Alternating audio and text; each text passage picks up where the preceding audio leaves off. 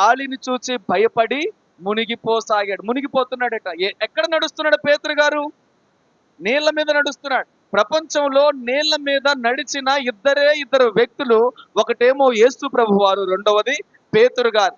అప్పటి వరకు యేసు వైపు చూస్తూ నడిచిన పేతురు, భయపడకుండా నడిచిన పేతురు, ధైర్యంగా అడుగులు వేస్తున్న పేతురు ఎప్పుడైతే గాలిని చూశాడో ఈయనలో ఏమైందంటే మనసులో భయం ఏర్పడింది, సందేహం ఏర్పడింది, అనుమానం వచ్చేసింది. అమ్మో నేను మునిగిపోతున్నానని ఎప్పుడైతే అనుమాన పడ్డాడో నిజంగానే మునిగిపోవడం మొదలు పెట్టాడు. ప్రభువా నేను మునిగిపోతున్నాను, నన్ను రక్షించమని కేకలు వేశాడు. యేసు ప్రభు వారు చేయి పట్టుకొని పైకి లేపి, అల్ప విశ్వాసి నీవెందుకు సందేహపడ్డావు? అందుకనే దేవుడు సెలవిస్తున్న మాట ఏంటంటే మనము దేనికి భయపడకూడదు. ఆమేన్ చెప్తారా?